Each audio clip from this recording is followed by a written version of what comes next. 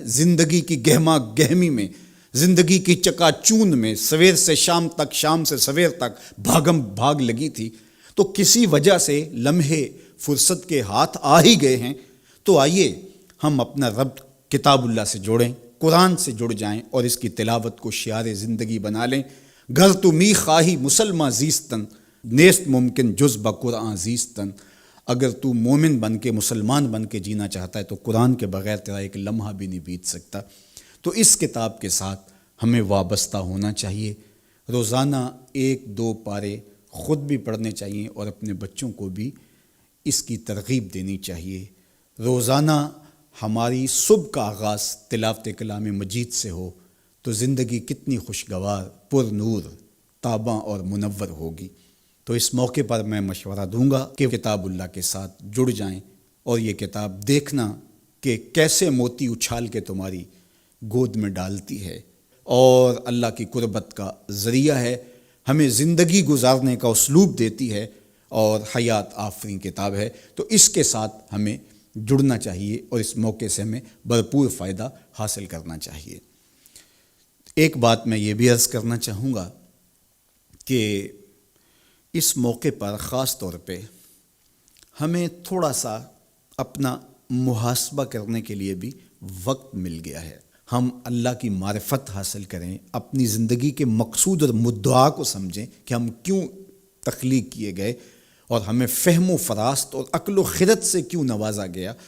تو وہ مقصد اگر ہم نے نہیں پایا تو اس موقع پہ ہمیں اپنا محاسبہ کر کے غور کرنا ہوگا اور اپنی زندگی کی راہوں کو درست کرنا ہوگا۔ اللہ کے حضور رجوع کریں، سچی توبہ کریں۔ ابھی تو ہم نے سوشل میڈیا پہ مختلف لوگوں کی موت کے رقص کو دیکھا، ہم نے الیکٹرانک میڈیا کے اوپر مختلف ممالک کی خبریں دیکھیں اور دل لرزنے لگے، اور جب اپنی آنکھوں کے سامنے ان لوگوں نے یہ مناظر دیکھے ہوں گے تو کیا عالم ان کا ہوگا اور کیا کیفیت ان پر بیتی ہوگی اور کس کرب سے، کس اذیت سے وہ گزرے ہوں گے۔ اور ہزاروں انسانوں میں سے کوئی ایک شخص آغوش موت میں اترا اور اس کی سسکیاں اور آخری لمحے اس کی تڑپ اور اس کی بے چینیاں اور اس کے خاندان کی محرومیاں اور ان کی آنکھوں سے برستے ہوئے آنسو دل لرزا دیتے ہیں۔ اور پھر آج کل تو نہ جنازے میں شامل ہو سکیں، نہ غسل اور نہ کفن نصیب ہو سکے، اور کس محرومی کا اس دنیا سے رخصت ہونا، تو انسان لرز کے رہ جاتا ہے۔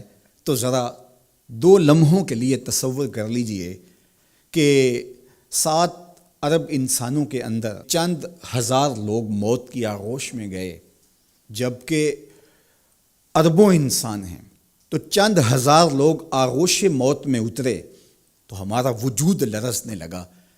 تو وہ لمحہ کتنا دردناک ہوگا جب یہ زمین بھی لپیٹی جا رہی ہوگی، جب آسمان بھی لپیٹا جا رہا ہوگا اور ہر ذی روح اس دنیا سے رخصت ہو رہا ہوگا، اور خوف قیامت اور قیامت کا وہ زلزلہ، وہ جھٹکا، اپنے اطراف میں دائیں بائیں آگے پیچھے لاشیں گرتی نظر آئیں گی، اور پھر جسموں کے پرزے اڑتے ہوئے دکھائی دیں گے۔ اذا زلزلت الارض زلزالہا واخرجت الارض اثقالہا وقال الانسان ما لہا یومئذ تحدث اخبارہا۔ وہ داروگیر کے لمحے، وہ ایک خوفناک چنگھاڑ اور چیخ، وہ ایسا دن ہوگا کہ ہول قیامت سے پیدا ہوتے ہوئے بچے کے بال سفید ہو جائیں گے۔ وہ اتنا دردناک لمحہ ہوگا۔ تو وہ لمحہ بھی آنے والا ہے اور ہم سب لوگ آغوش موت میں اترنے والے ہیں۔ اگر اس وبا سے میں اور آپ بچ کے نکل بھی جاتے ہیں تو کیا موت سے ہم بچ پائیں گے؟ تو یہ ہمارے لیے ایک جھنجھوڑنے کا لمحہ ہے، ہمیں تنبیہ کی جا رہی ہے، یہ تازیانہ عبرت ہے ہمارے لیے، اور ہم اپنی آخرت کی بہتری کے لیے کوشش کر لیں اور دیکھیں کہ یہ لمحات زندگی کے اور یہ گھڑیاں جو آج ہمیں میسر ہیں، ایک وقت آئے گا یہ بھی میسر نہیں ہوں گی، اور اگر آج ہم نے عبرت حاصل نہ کی تو پھر سوائے ہاتھ ملنے کے کچھ نہیں ہوگا۔